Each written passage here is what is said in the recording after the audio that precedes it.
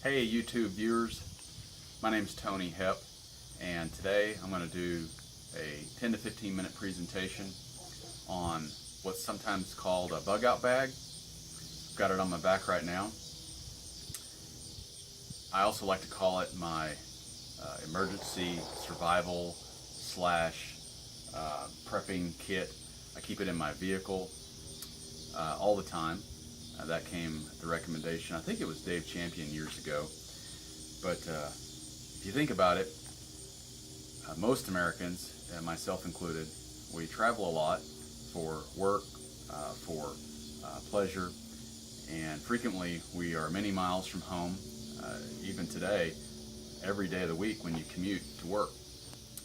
So the likelihood of your needing a bug out bag, or whatever you want to call it, a kit of things to help you survive being away from home, being away from the rest of your things that you need to survive each day, is pretty high. So I keep this bag, which I'm about to break open for you and show you the innards. I keep it in the trunk of my car all the time, and it weighs about 19 pounds. And I have been doing this for probably about 2 to 3 years. I'll keep other things in the vehicle that I'm not going to disclose or talk about today, but in your vehicle you should have everything you need to be able to make, in my opinion, a 20 or 30 mile trek at the drop of a hat. So as you can see, I've got it on me right now. It's a very comfortable bag. So let's go ahead and get started. The main things I was looking for in my bag were lots of compartments, cushions, the ability to keep things organized, rain resistant. This is a water resistant bag. And before I take everything out, I'll show you how it fits.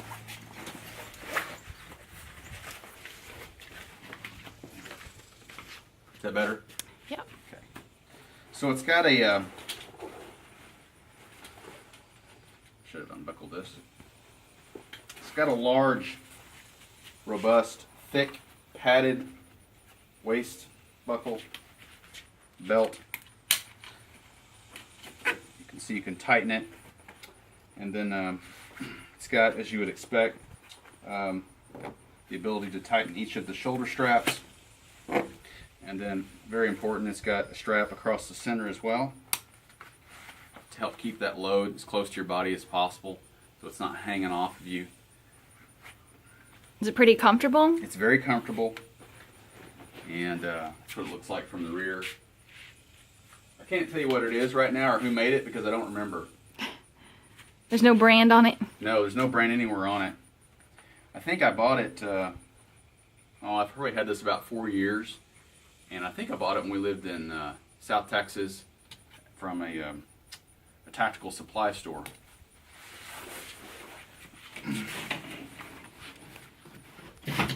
So there's a lot I could say, but for brevity we're going to go pretty quickly. Everybody's in a hurry today. They can't have a 30-minute video. It actually takes time to go through things slowly. So again, it's got lots of straps that help you keep the bag nice and tight and compact, cinched up. This one here you can see, so you can pull the bag tight here. You can hang things from it. It's got a opening here, so if you needed to communicate from the inside the bag to the outside, it has one of those. And then if you were to have all of this on, this is a really thick and heavy duty strap, and let's say you passed out or something and somebody needed to grab you, they could pull your entire body weight with this. So lots of compartments. We'll start with the outside. It's one of the smaller compartments. I have gloves, and these are primarily for shooting, but I needed some sort of lightweight, fairly insulated gloves. And this is in no order of importance. This is an MRE with a few supplements. I've got a couple of Larabars in here. like I said earlier, this is not a 3 to 5 day pack like some guys create for their vehicles or create for wherever. So this should be more than enough to get me back home an MRE and some layer bars. And as I'm going through this, I definitely am open to criticisms, questions, as long as they're rational and without profanity. I'm going to delete those. If you're so dumb you can't think of something to say without cussing, then don't say anything at all. These are light sticks, and Those are fun. yeah, they are. They're self-explanatory, and I could talk a lot about each of these items. But Where did you get most? Did you get everything kind of all one place or different places? Yeah, great question. Amazon, we have Amazon Prime. They're our friend, and you can get tons of these things there. Well, you can get just about anything there anymore. But yeah, I would look to Amazon. There's also a number of prepping websites, survival gear type sites. They would carry most, if not all, of this. And then the inspiration for many of the items in the bag came from James Wesley Rawls's list of lists. His blog or website, survivalblogspot.com or survivalblog.com, I think still has an electronic file out there called List of Lists. And within that there's a worksheet. It's a Microsoft Excel file. And within that there's a list of items that you might want to put in your bag, just like this. And we can put the links below the video in the description. That's right. Yeah, I'll find that and put it in here. Paracord, so pretty high strength, compact cord. You never know what you might use that for. I think that's 50 feet. I've got a whistle.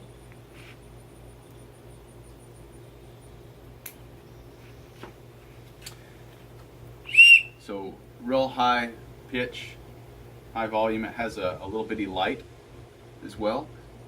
You might need a small light. Sometimes having a big light if you're trying to be elusive, if you're wanting to remain unnoticed and you don't want to set off a 200 lumen tactical flashlight. So keep that in there. Pens. You never know when you'll need to take notes. And along with the pens, I've got a notepad that I'll pull out of here later. And something else, this definitely came from Rawls's list, is cash. So I keep not a whole lot, but I just keep a little bit of cash in here. Say if you're 45 miles from home and there's an EMP, or there's a tornado, or some other fairly serious event that renders the ability to use your credit card where you can't use it, then you're going to need some sort of currency. And I know this really isn't currency, it's fiat cash, it's fake funny money, but right after something like that happened, people probably still accept it, so if you needed to buy something, you'd have it. What else we got here? There's lots of little compartments. Angie, if you can get a shot of this. So one of the reasons I got this bag is there's all sorts of ways to organize things in here. That's where I had my pens, several little pouches. Here's where I had that whistle attached. If I did need to stay somewhere overnight, I do have the ability to cook over a little fire, and along with this frying pan, I have rags. You'd be amazed at how these would come in handy. And this was also, I think, in Rawls's list, having rags. I wrap these around this so that as I'm trekking, Noise. yeah. It keeps the noise down. So this little gizmo here has a plate, pot in which you could boil water, frying pan. You could use this to drink, this measuring cup.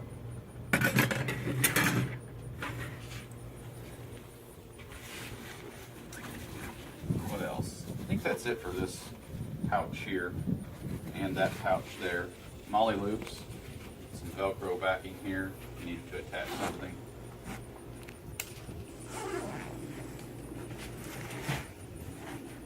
Okay.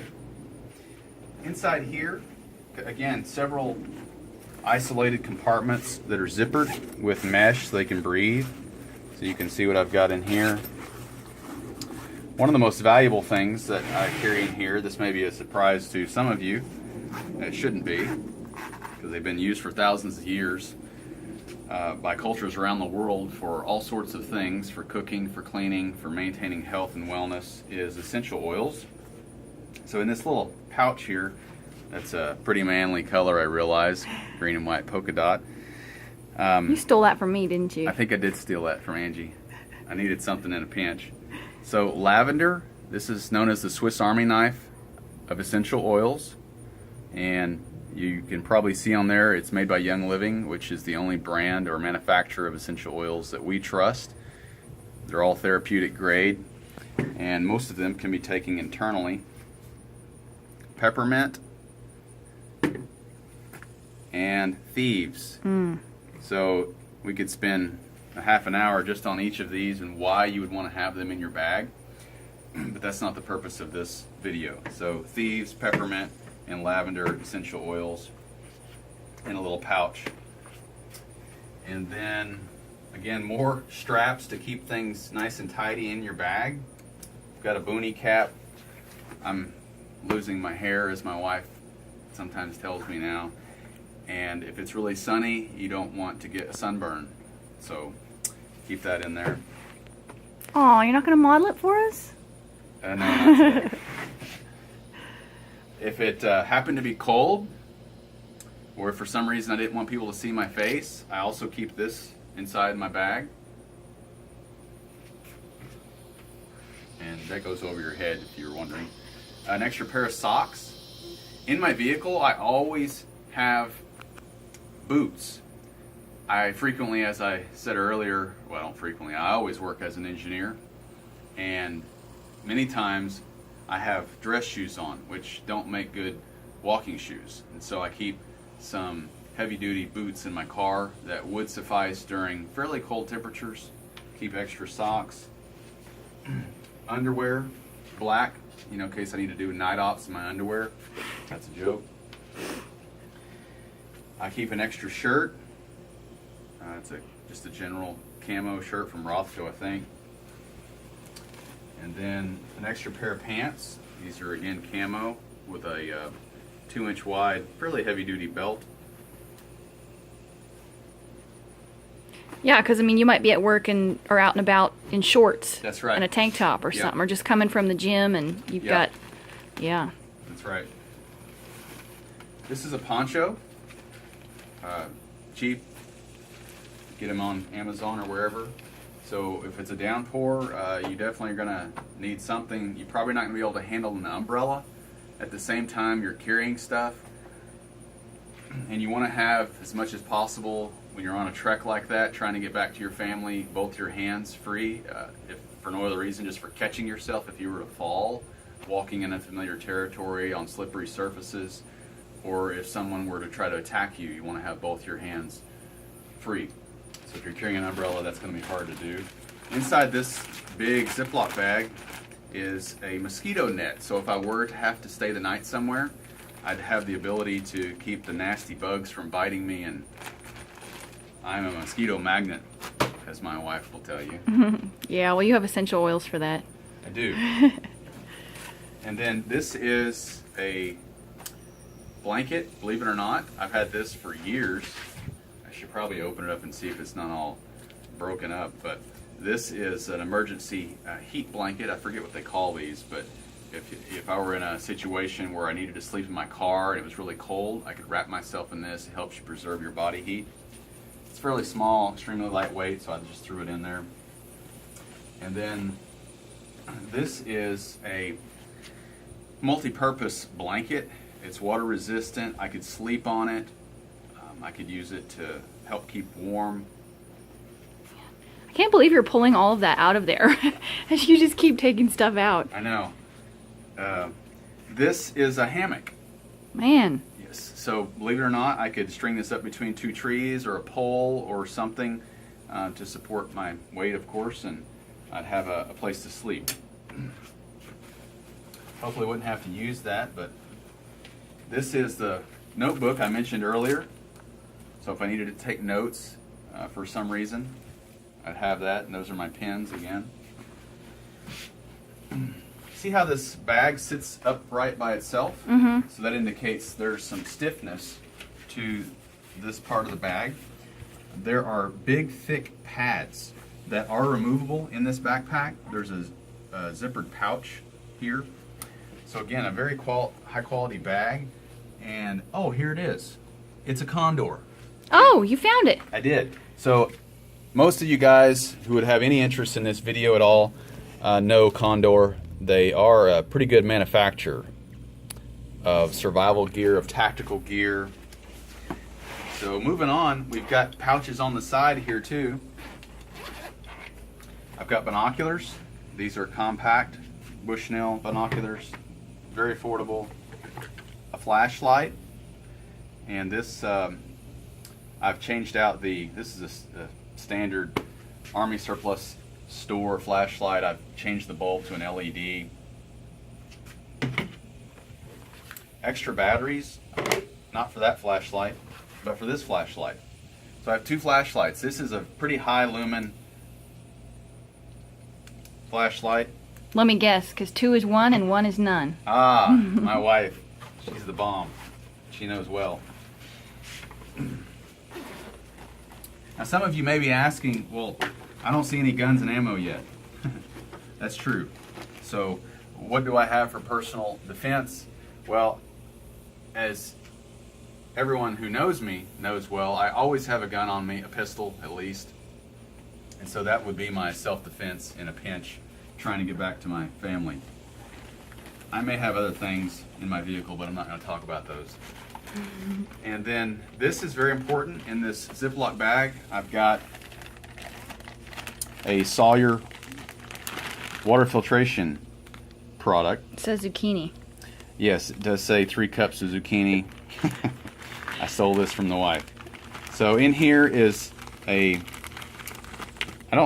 not a straw type filter, but it's pretty close. Again, Sawyer makes these. They're very affordable. They take out just about everything, so you could drink from a puddle or a pond, or probably even a toilet with one of these things. I wouldn't advise that, but so I have that in my bag because water obviously is extremely important if you're needing to travel many miles back to your home on a really hot day like we have them here in Oklahoma. Then you're going to have something like that. Now in my vehicle, I also have a emergency kit that has water bottles in it, so I would take those and put them in my bag or on my person before I were to set out on a journey. And I think that is about it. Where's your silverware? Oh, I'm sorry. I thought I was missing something. My silverware is coming up. Okay, so I saw the pots and pans, but no silverware. Right, yeah. Here's my silverware. No. Toilet paper. Gotta have your conveniences. Well, I'm not going to use leaves if I don't have to. Multi-tool. This isn't the best multi-tool in the world, but again, this bag is not for long-term survival. This would help me for a short trip back to the house.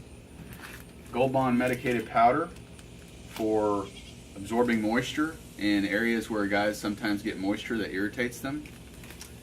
Right? Mm-hmm. A compass. This is a fairly affordable one that you can get off Amazon. Has a glow-in-the-dark feature to it. What else? I've got a lighter here. And if the lighter doesn't work, I've got matches. And these are the waterproof kind. Mm-hmm. You can see that? Yep.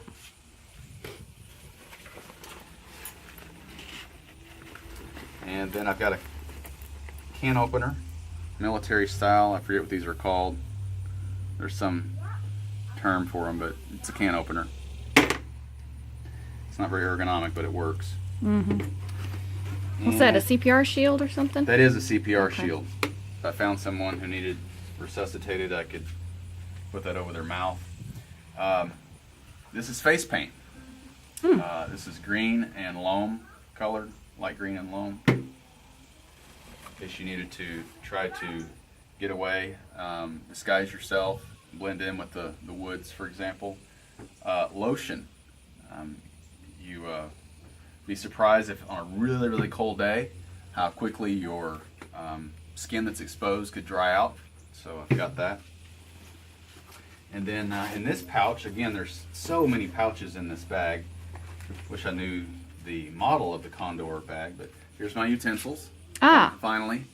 And this is, if you haven't seen these before, where the spoon, the fork, and the knife are all assembled together. So they don't rattle. It's no noise, right? Don't rattle. They're stainless steel. And this is a boom, hands-free boom for my walkie-talkie. I do also in my vehicle keep a walkie-talkie that is the GMRS kind. And yes, I have paid the mandatory federal tax / fee, the illegal fee that they charge you for being able to use the 5-watt mode of those walkie-talkies. So, can you still use those after an EMP? Good question. No, if you didn't have them in a Faraday cage or some other means of shielding them from the pulse, then they wouldn't be any good. And with that, I think we're done. So I have to look around. There's so many pouches. But please feel free to provide any feedback. I would look forward to improving this. Any final questions, sweetie? I don't think so. Okay, you can Looks good. scan over that real quick. And we'll put the links again in the description to the video. Feel free to comment if you want to know where he got anything or have any questions. Just keep it clean and keep it positive. Thanks for watching. Bye-bye.